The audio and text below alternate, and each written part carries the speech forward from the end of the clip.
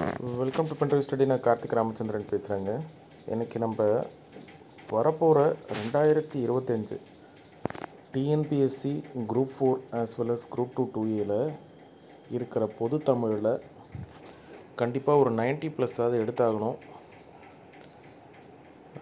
அப்படி கிடையாது, பொது தமிழ் ப்ளஸ் மேத்தமேட்டிக்ஸில் வரக்கூடிய 125 கொஸ்டினுக்கு ஒரு 110+ அது இருந்தால் தான் நீங்கள் ஈஸியாக குரூப் 4ல் வேலையும் குரூப் 2 2ஏல ப்ரிலிம்ஸும் கிளியர் பண்ண முடியும். சரிங்களா? இது நம்ம ப்ரீவியஸ் இயர் கொஸ்டின் கம்பைலேஷன் கொடுத்துக்கிட்டு இருக்கோம். ஜென்ரல் ஸ்டடீஸ், ஆப்டிடியூட், பொது தமிழ் எல்லாமே. இப்போ வேர் டு ஸ்டடி நம்ம ப்ரொவைட் பண்ணியிருக்கோம். நான் எல்லா ப்ரீவியஸ் இயர் கொஸ்டின் டீச் பண்ணுறப்பையும் இப்போ ஃபார் எக்ஸாம்பிள் இதுதான் பொது தமிழோட ப்ரீவியஸ் இயர் கொஸ்டின். இது நம்ம டாபிக் வைஸ் பிரிச்சிட்டோங்க. சரிங்களா? இருக்கிற 52 டாப்பிக்கு ப்ளஸ் அந்த ஒவ்வொரு டாப்பிக்குள்ளேயும் இருக்கிற சப் டாபிக்ஸும் நம்ம பிரித்து 2012 2024 நடந்த குரூப் 2 2 எக்ஸாம் வரைக்கும் பிரித்து வச்சிட்டோம். நம்ம என்ன சொல்கிறோம், இந்த பிடிஎஃப்ஸ்லாம் கொடுக்குறப்ப நீங்கள் வந்து வேர் டு ஸ்டடியை யூஸ் பண்ணி முதல்ல ஸ்கூல் புக்கை இருக்கிறதெல்லாம் படிச்சுட்டு அதுக்கப்புறமா அந்த ப்ரீவியஸ் இயர் கொஸ்டினில் இருக்கிற டாபிக் வைஸ் இருக்கக்கூடிய இதை படிங்க அப்படின்னு சொல்லியிருக்கோம். உதாரணத்துக்கு இன்றைக்கி நம்ம பகுதி ஈயில் இருக்கக்கூடிய தமிழறிஞர்களும் தமிழ் தொண்டும்ல கடைசி டாபிக் C21 நூலகம் பற்றிய செய்திகள் அப்படின்னு ஒன்று இருக்கும். அந்த டாப்பிக்கை நம்ம இன்றைக்கி எடுத்துக்கிட்டோம். சரிங்களா? அது நம்ம வேர் டு ஸ்டடி ப்ரொவைட் பண்ணியிருக்கோம். இது எங்கெல்லாம் இருக்குன்னா, ஓல்டு புக் 10th ஒரு 4 பக்கம் இருக்குது, நியூ புக்கில் 6th ஒரு 4 பக்கம், 7th ஒரு 6 பக்கம், 9th ஒரு 4 பக்கம். சரிங்களா? இது plus previous year question group 2 2012 group 2 2A இப்போ நடந்து முடிஞ்சது வரைக்கும் 21 கொஸ்டின் கேட்டிருக்காங்க. சரிங்களா? அது அந்த பிடிஎஃப்பில் கொண்டு வந்துட்டோம். ஸோ நம்ம என்ன பண்ணுறோம், இனிமேட்டு நம்ம பொது தமிழை இன் டெப்த் அனாலிசிஸ் எப்படி ப்ரீவியஸ் இயரில் பண்ணமோ அதே மாதிரி ஒவ்வொரு டாப்பிக்காக எடுத்து நம்ம பார்க்கலான் இருக்கோங்க. சரிங்களா? இப்போ இந்த பிடிஎஃப்பில் நான் என்ன பண்ணியிருக்கேன்னா, நான் உங்களுக்கு நடத்த போகிறதில்ல. இந்த பிடிஎஃப் நான் உங்களுக்கு நம்மளோட டெலகிராம் குரூப்பில் நான் ஷேர் பண்ணுறேன். அதை நீங்கள் எடுத்து படிங்க. பட் அது எப்படி படிக்கிறப்ப நீங்கள் என்னெல்லாம் இது பண்ணணுன்னா, எப்படி நம்ம சார் இதான் ஸ்கூல் புக்கில் இருக்கிறத கொடுத்துட்டிங்களே, இங்கே நீங்கள் என்ன பண்ண போகிறீங்க அப்படின்னு கேட்டிங்கன்னா, நான் அங்கங்கே ஒரு ரெக்டாங்கிள் மாதிரி போட்டிருப்பேங்க பாருங்களேன். ஆசியாவிலேயே 2வது பெரிய நூலகம் நம் தமிழ்நாட்டில் உள்ளது. சரியா? ஆசிய கண்டத்திலேயே 2வது பெரிய நூலகம். அப்புறம் இங்கே பாருங்கள், இவர் தான் முனைவர் இரா அரங்கநாதன், நூலக விதிகளை உருவாக்கியவர். இவர் இந்திய நூலகவியலின் தந்தை, father of Indian library science என்று அழைக்கப்பட்டார். அதே மாதிரி சிறந்த நூலகர்களுக்கு டாக்டர் இரா அரங்கநாதன் விருது வழங்கப்படுகிறது.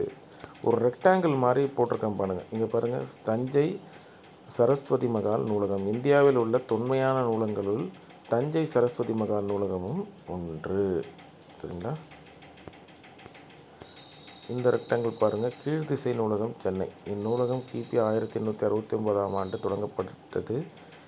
இங்கு தமிழ், தெலுங்கு, கன்னடம், மராத்தி உள்ளிட்ட பல்வேறு மொழிகளில் ஓலைச்சுவடிகள் உள்ளன. இந்த ரெக்டாங்கிளில் 3ஆம் தளத்தில் கன்னிமரா நூலகம் சென்னையில் உள்ளது. இதில் என்னென்ன இருக்குது, எந்த ஆண்டு அப்படின்னு இருக்கு இல்லையா? அதாவது இந்த ரெக்டாங்கிள் எங்கெல்லாம் இருக்கோ அதெல்லாம் இது வரைக்கும் நடந்த எக்ஸாமில் கேட்கப்பட்ட கேள்விகள்ங்க, வேறு ஒன்றும் இல்லை. சரிங்களா? உணவு, உடை அடிப்படை தேவை. அந்த தேவையை பூர்த்தி செய்தாலும் முதல் இடம் புத்தகச்சாலைக்கு தர வேண்டும். இதெல்லாம் இது வரைக்கும் டிஎன்பிஎஸ்சியில் கேட்ட கேள்விகள். ஸோ இது பார்த்திங்கன்னா, இது அப்படியே இது வரைக்கும் இந்த பேஜ் தான் ரொம்ப ரொம்ப முக்கியம். இதில் அப்படியே எல்லாமே கொஸ்டினாக கேட்டாங்க. இது வரைக்கும் ஆசியாவிலேயே மிக பழமை நூலகம் சரஸ்வதி மகால் நூலகம். கன்னிமரா நூலகம் எங்கே இருக்குது? சென்னை எழும்பூரில் இருக்குது. திருவனந்தபுரம் நடுவண் நூலகம் தான் முதல்ல பொது நூலகம். சரிங்களா? கொல்கத்தாவில் இருக்கிறது தான் இருக்கிறதுலே தேசிய நூலகமாக பெரிய நூலகமாக பயன்படுத்தப்படுகிறது. வாழ்க்கையில் அடிப்படை தேவைக்கு அடுத்த இடம் புத்தக சாலைக்கு தர வேண்டும் அறிஞர் அண்ணா. சரிங்களா. சீர்காழி அரங்கநாதன் அவர்களின் பிறந்த நாளான ஆகஸ்ட் 9ஆம் நாள் தேசிய நாளாக கொண்டாடப்படுவதன் காரணம் அறிக. இதான் ஓல்டு புக்கு. கிரீஸ் நகர அரசுகளே முதலாக மக்களுக்கான நூல் நிலையங்களை அமைத்தன. இந்தியாவில் உள்ள நூலகங்கள் கல்கத்தா தேசிய நூலகம் முதன்மையானது. இதில் 10 லட்சத்திற்கும் மேற்பட்ட நூலகங்கள் உள்ளன. நூலக பயன்பாட்டுக்கு விதிகளை உருவாக்கிய தந்த சீர்காழி. ஓகேங்களா. இப்போ எங்கெங்கே ரெக்டாங்கிள் இருக்கோ அங்கெல்லாம் என்னது இருக்குது, ப்ரீவியஸ் இயர் கொஸ்டின் இருக்குது. இந்த பிடிஎஃப்பை நீங்கள் படிக்கிறப்ப அதெல்லாம் உங்கள் மைண்டில் ஏற்றிக்கணும். அதே மாதிரி நான் எங்கெங்கே கோடு போட்டிருக்கணும் அதெல்லாம் கொஸ்டினாக எதிர்காலத்தில் வர வாய்ப்பு இருக்குதுன்னு அர்த்தம். உதாரணத்துக்கு இங்கே பாருங்கள், ஒரு டிக் அடிச்சிருப்பேன், அப்படின்னா லைன் போட்டிருப்பேன். ஆசிய கண்டத்திலேயே மிகப்பெரிய நூலகம் சீனாவில் உள்ளது. சரிங்களா. ஆசிய கண்டத்திலேயே மிகப்பெரிய நூலகம் எங்கே உள்ளதுன்னு சொல்லி ஆப்ஷனில் போட்டிருப்பாங்க. இந்தியா, சீனா, அமெரிக்கா அப்படின்னு சொல்லிட்டு. பட் அமெரிக்கா ஆசியாவில் வராது இல்லையா. சரி, ஓகே அப்படின்னு சொல்லி கேட்பாங்க. பிரெய்லி நூலகம், அதான் என்னென்னா அந்த பார்வை திறன் இல்லாதவங்க இருக்காங்க இல்லையா, அவங்களுக்காக அந்த இது அது என்னன்னு சொல்லி கேட்கலாம். இது இங்கே டிக் அடிச்சிருக்கேன் பாருங்கள், 7ஆம் தளத்தில் என்ன இருக்குது அப்படின்னு சொல்லிட்டு. இந்த டிக் இருக்குது பாருங்கள், அறிஞர் அண்ணா நூலகம் மூலம் படித்து உயர்நிலை அடைந்தவர்கள் சிலர். அதில் அறிஞர் அண்ணா, ஜவஹர்லால் நேரு, அண்ணா அம்பேத்கர், கார்ல் மார்க்ஸ்.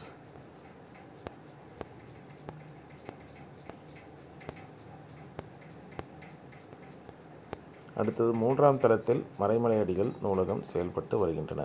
கன்னிமரா நூலகத்தில் அந்த மறைமலை அடிகள் நூலகம் அப்படின்னு சொல்லிட்டு 3ஆம் தளத்தில் செயல்பட்டு வருது. மறைமலை நூலகம் எங்கே செயல்பட்டு வருதுன்னு கூட கேட்கலாம்.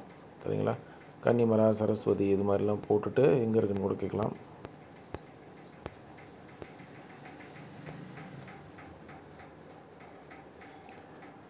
அப்புறம் அப்ரஹாம் லிங்கனை பற்றி ஒரு கோட் இருக்குது. நான் இன்னும் வாசிக்காத நல்ல புத்தகம் ஒன்றை வாங்கி வந்து என்னை சந்திப்பவனே என் தலை சிறந்த நண்பன் என்பார் அப்ரஹாம் லிங்கன்.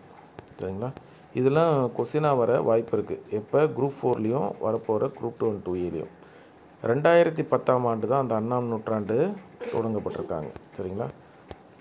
அதே மாதிரி வீட்டுக்கு ஒரு திருக்குறள் கட்டாயமாக இருக்க வேண்டும் அப்படின்லாம் சொல்லியிருக்காங்க.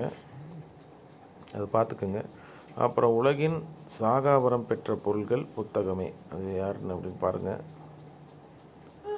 முன்னாடிலாம் பனை ஓலைகள், அப்புறம் அதை பதப்படுத்துறதுக்காக துளசி, வேப்பிள்ளை, மஞ்சள் நீரில் மூழ்கி வைக்கிறது அதெல்லாம் பண்ணியிருக்காங்க. சரிங்களா. அது பாருங்கள். இது நான் மேலோட்டமாக சொல்கிறேன். பட் இருந்தாலும் நீங்கள் அந்த பிடிஎஃப்பை கோத்ரூ பண்ணிவிட்டு ப்ரீவியஸ் இயர் கொஸ்டின், எக்ஸ்பெக்டட் கொஸ்டின்லாம் பாருங்கள், உங்களுக்கு ஹெல்ப்ஃபுல்லாக இருக்கும்.